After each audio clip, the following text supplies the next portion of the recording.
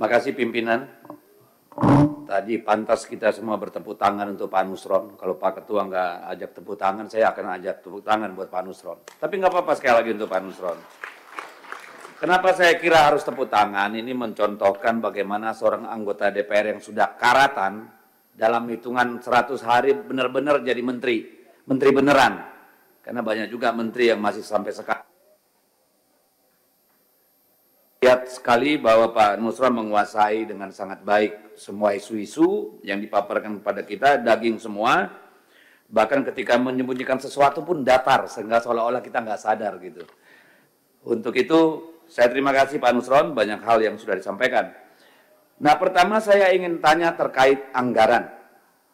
Di sini kan tentu anggaran itu kan kemudian ada output atau outcome.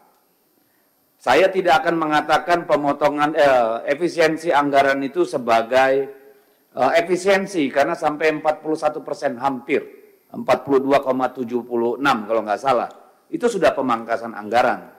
Pertanyaan saya, apakah juga mengubah rencana kerja dari ATR BPN atau masih tetap yang kemarin? Itu real supaya kita nanti dalam evaluasi tidak menyalahkan Pak Menteri. Ngajukan mobil speknya ya dengan CC 3.300. Lalu nanti kita audit, laporkan dengan CC 1.500, kan nggak fair.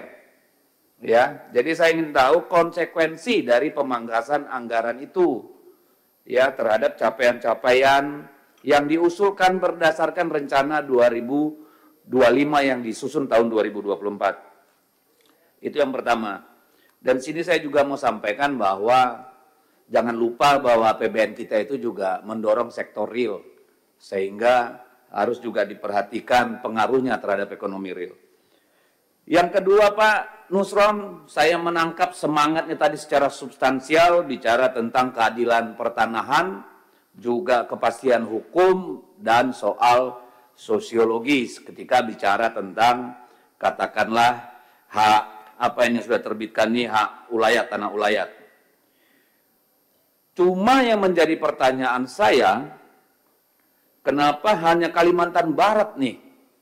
Apakah ini ada proses di mana pemerintah daerah atau provinsi terlibat, sehingga kemudian mereka lebih dulu? Karena saya kira problem di Kalimantan Selatan, Tengah, Timur, dan Utara juga banyak sekali terkait tanah ulayat. Apakah tidak ada usulan dari sana Pak Menteri? Ya, ini kan perlu menjadi perhatian kita soal tanah ulayat ini, karena kita semua tentu paham bahwa persoalan tanah konflik agraria adalah bom waktu bagi negara ini. Ketika populasi terus bertambah, tanah semakin sedikit, ya, perubahan terjadi dalam dunia industri dan sebagainya. Orang untuk makan perlu tanah. Itu harus kita ingat. Jadi ini adalah sumbu ledak yang kita nggak tahu kapan akan meledak di negara ini. Sehingga perlu hati-hati dalam soal keadilan agraria.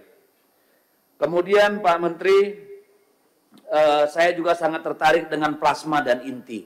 Di dapil saya Pak Menteri, tidak ada plasma yang beruntung Pak.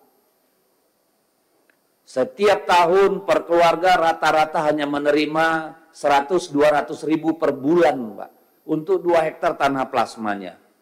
Saya mohon semua di Kalimantan Utara diaudit, Pak. Karena selalu alasannya rugi, perusahaan rugi, masyarakat masih punya utang.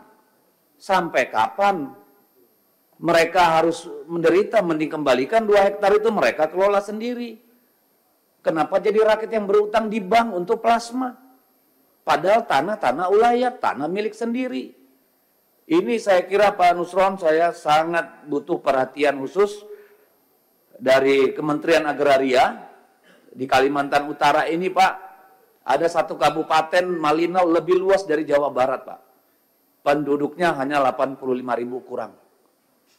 Tanahnya terdiri dari mungkin 70% hutan, 29%-nya konsesi, tambang dan segala macam, cuma mungkin di bawah 5% yang diduduki masyarakat. Padahal di sana, di Kalimantan Utara ini, ada PSN yang besar sekali, Pak. Yang pasti orang kampung, masyarakat adat nggak akan bisa berpartisipasi kecuali menjadi security atau cleaning service, Pak. Saya mohon ada keadilan untuk rakyat di sana. Dan saya lapor juga, Pak Menteri, sahabat saya ini, belum ada kantor wilayah, Pak, di Kalimantan Utara, Pak.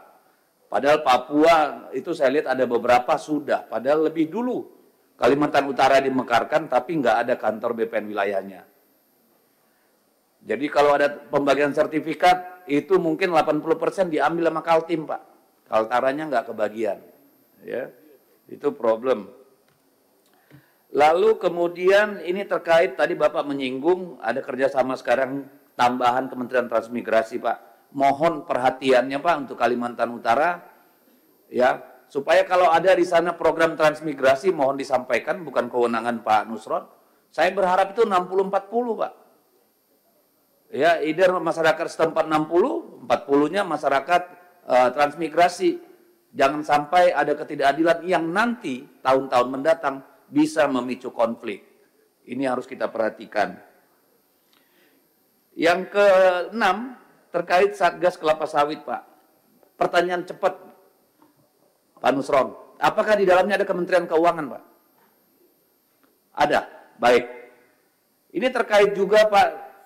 Karena menurut saya, ini kalau nggak ada cerita penegakan hukum, Pak, persoalan kayak gini akan terjadi terus. Saya mohon diaudit, Pak, dan negara menghitung. Apakah sudah bayar pajak dengan benar juga ini? Jangan cuma haknya untuk mendapatkan sertifikat, kewajibannya pada negara bagaimana selama ini? Termasuk saya mohon, Pak, semua HGU, kelapa sawit, HTI, dan sebagainya, apakah sudah dipetakan dengan benar? Sehingga kita bisa menghitung.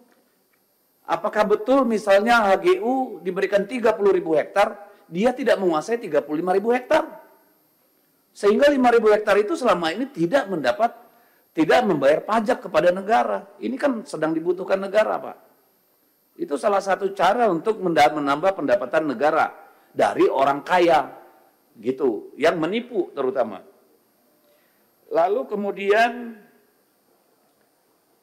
soal tentu ini, soal tadi disampaikan Pak Nusron yang lagi rame ini soal pagar laut.